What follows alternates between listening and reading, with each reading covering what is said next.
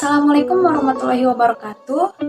Halo teman-teman semua, perkenalkan saya Dilia Anggraini selaku moderator pada presentasi kali ini. Di sini kami akan membahas mengenai hak asasi manusia. Terdapat 5 pokok materi yang akan kami sampaikan. Yang pertama, konsep dasar HAM. Yang kedua, sejarah HAM. Yang ketiga, prinsip-prinsip pokok HAM. Keempat, pengaturan HAM dalam Undang-Undang Dasar 1945. Dan yang kelima yaitu mengambil kutipan dari jurnal yang mengenai HAM.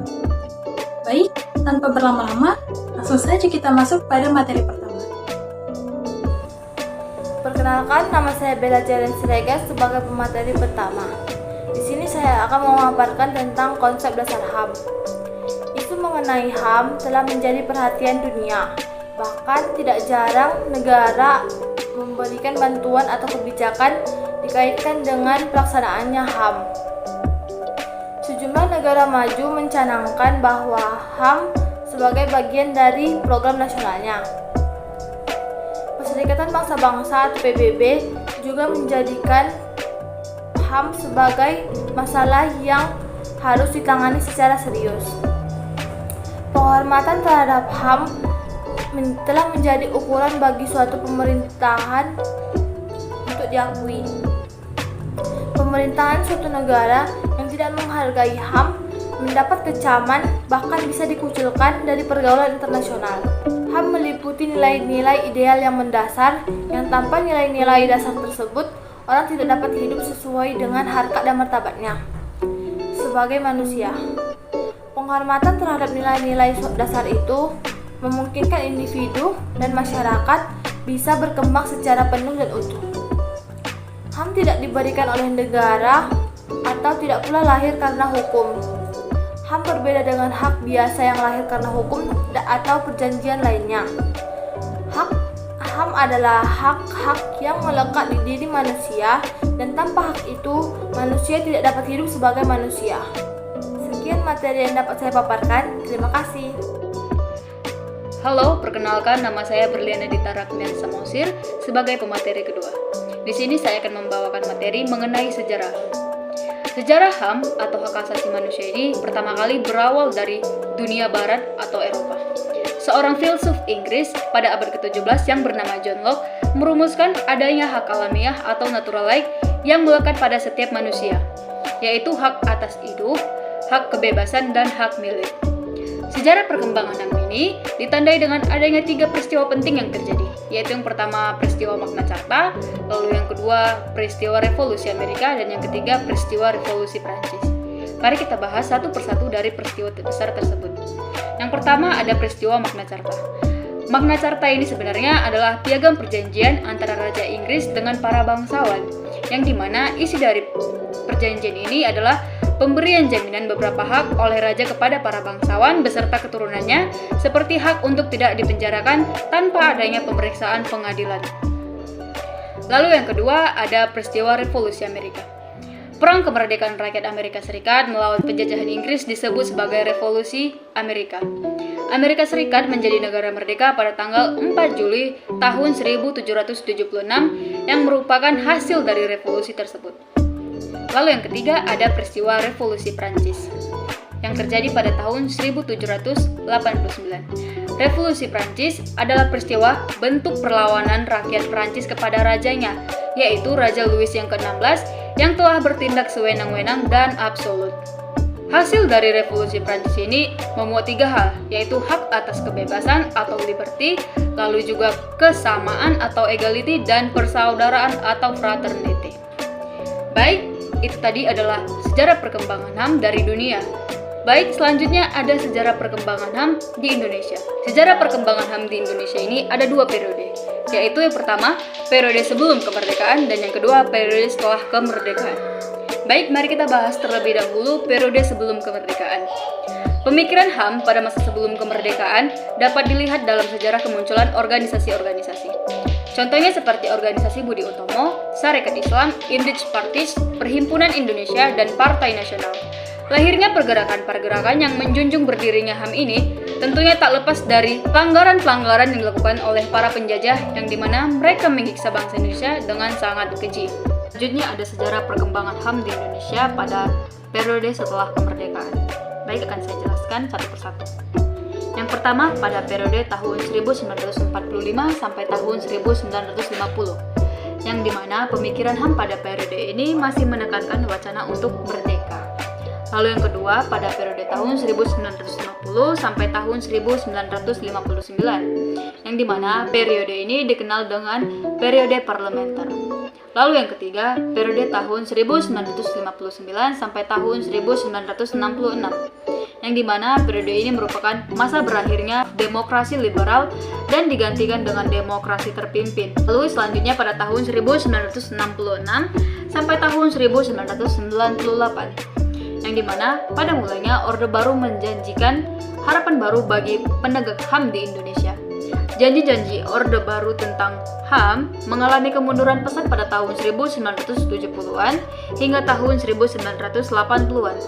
Setelah mendapat mandat konstitusional dari sidang MPRS, Orde Baru menolak HAM dengan alasan HAM dan demokrasi merupakan produk barat yang individualistik, yang militeristik, dan bertentangan dengan prinsip lokal Indonesia yang berprinsip gotong royong dan kekeluargaan. Lalu selanjutnya ada periode pasca Orde Baru, yang dimana pada tahun 1998 adalah era paling penting dalam sejarah perkembangan HAM di Indonesia setelah terbebas dari pasungan rezim Orde Baru, dan merupakan awal datangnya era demokrasi dan HAM yang kala itu dipimpin oleh B.J. Habibie yang menjabat sebagai wakil presiden. Kemajuan HAM pada periode ini juga ditunjukkan dengan pengesahan tentang Undang-Undang Nomor 23 Tahun 2002 tentang Perlindungan Anak dan pengesahan Undang-Undang Nomor 23 Tahun 2004 tentang penghapusan kekerasan dalam rumah tangga. Baik, sekian materi yang dapat saya sampaikan. Selanjutnya saya lanjutkan dengan teman saya. Perkenalkan, nama saya Devi Margati Sinaga. Di sini saya akan membahas tentang beberapa prinsip HAM. Yang pertama, universal, yang artinya dimiliki oleh semua manusia. Yang kedua, kesetaraan, yang artinya semua manusia di dunia ini setara. Yang ketiga, non-diskriminatif, yang artinya tidak ada yang membedakan setiap manusia seperti ras, suku, ataupun bangsa. Yang keempat, martabat manusia, yang artinya HAM ini memberikan martabat dan hak kepada manusia. Yang kelima, tidak dapat direnggut, yang artinya juga HAM ini berasal dari Yang Maha Kuasa dan tidak bisa diambil oleh siapapun. Yang keenam, kewajiban dan tanggung jawab.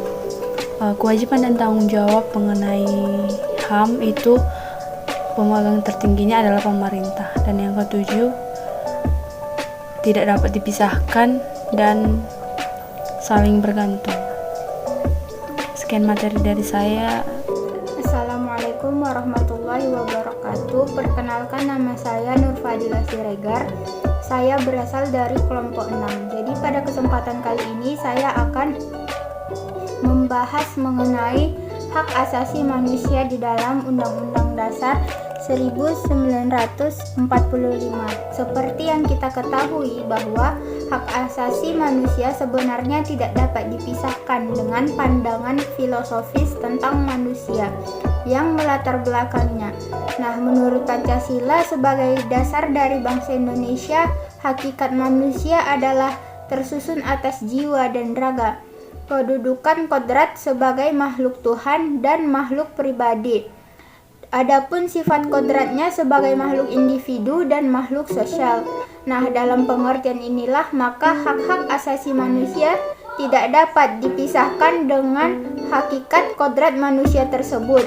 Konsekuensinya dalam realisasinya maka hak asasi manusia senantiasa memiliki hubungan yang korelatif dengan wajib asasi manusia. Karena sifat kodrat manusia sebagai individu dan makhluk sosial.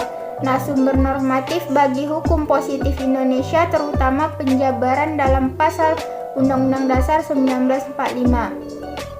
Dalam pembukaan Undang-Undang Dasar 1945 alinea ke-1 dinyatakan bahwa kemerdekaan ialah hak segala bangsa. Dalam pernyataan tersebut terkandung pengakuan secara yuridis hak asasi manusia tentang kemerdekaan sebagaimana tercantum di dalam Deklarasi Universal Hak-Hak Asasi Manusia PBB Pasal 1. Nah, dasar filosofi hak-hak asasi manusia tersebut bukanlah kebebasan individualis, melainkan menempatkan manusia dalam hubungannya dengan bangsa atau makhluk sosial, sehingga hak asasi manusia tidak dapat dipisahkan dengan kewajiban asasi manusia. Nah, kata-kata berikutnya adalah pada alinea ketiga pembukaan Undang-Undang Dasar 1945, yaitu atas berkat rahmat Allah yang Maha Kuasa dan dengan didorongkan oleh keinginan yang luhur supaya berkehidupan kebangsaan yang bebas, maka rakyat Indonesia menyatakan dengan ini kemerdekaannya. Pernyataan tentang atas berkat rahmat Allah yang Maha Kuasa mengandung arti bahwa dalam Deklarasi Bangsa Indonesia terkandung pengakuan manusia yang berketuhanan yang Maha Esa, dan diteruskan dengan kata supaya berkehidupan kebangsaan yang bebas. Dalam pengertian bangsa, maka bangsa Indonesia mengakui hak-hak asasi manusia untuk memeluk agama sebagaimana tercantum dalam Deklarasi Universal Hak-Hak Asasi Manusia PBB Pasal 18 dan dalam Pasal Undang-Undang Dasar 1945 dijabarkan dalam Pasal 29 ayat 2, yaitu negara menjamin kemerdekaan tiap-tiap penduduk untuk memeluk agamanya masing-masing dan untuk beribadat menurut agamanya dan kepercayaannya itu. Nah, melalui pembukaan Undang-Undang Dasar 1945 dinyatakan dalam alinea 4 bahwa negara Indonesia sebagai suatu persekutuan bersama bertujuan untuk melindungi warganya terutama dalam kaitannya dengan perlindungan hak-hak asasinya. Adapun tujuan negara yang merupakan tujuan yang tidak berakhir atau never ending goal adalah yaitu melindungi segenap bangsa Indonesia dan seluruh tumpah darah Indonesia. Yang kedua, untuk memajukan kesejahteraan umum. Yang ketiga, mencerdaskan kehidupan bangsa. Dan yang terakhir, ikut melaksanakan ketertiban dunia yang berdasarkan kemerdekaan, perdamaian abadi, dan keadilan sosial. Nah, berdasarkan pada tujuan negara sebagai terkandung dalam pembukaan Undang-Undang 1945 tersebut, negara Indonesia menjamin dan melindungi hak-hak asasi manusia pada warganya, terutama dalam kaitannya dengan kesejahteraan hidupnya, baik jasmaniah maupun rohaniah, antara lain berkaitan dengan hak-hak asasi di bidang politik, ekonomi, sosial, kebudayaan, pendidikan, dan agama. Nah, mungkin cukup sekian yang dapat saya sampaikan. Assalamualaikum warahmatullahi wabarakatuh. Selanjutnya materi kelima yaitu kutipan dari jurnal. Kami mengutip materi dari jurnal yang berjudul Peranan Pendidikan Kewarganegaraan sebagai Pilar Pendidikan Hak Asasi Manusia. Dalam jurnal ini dijelaskan bahwa hak asasi manusia merupakan hak dasar yang dimiliki oleh setiap manusia. Menurut Kuncoro Purba Pranoto, hak asasi manusia adalah hak yang bersifat asasi.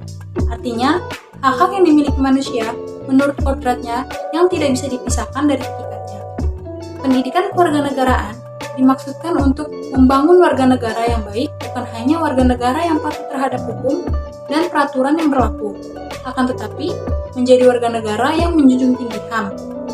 Pada mata pelajaran pendidikan kewarganegaraan mencakup 3 dimensi, yaitu dimensi pengetahuan, dimensi keterampilan, serta dimensi nilai-nilai kewarganegaraan. Pada dimensi pengetahuan mencakup bidang politik, hukum, dan moral. Untuk dimensi keterampilan meliputi keterampilan berpartisipasi dalam kehidupan berbangsa dan bernegara. Selanjutnya ada dimensi nilai, yaitu mencakup percaya diri, komitmen, penguasaan, norma dan moral luhur, nilai keadilan, demokratis, toleransi, kebebasan individual, dan perlindungan terhadap kaum minoritas. Baik teman-teman, sekiranya hanya itu saja yang dapat kami sampaikan. Terima kasih sudah menyaksikan presentasi kami. Sampai jumpa di lain waktu. Wassalamualaikum warahmatullahi wabarakatuh.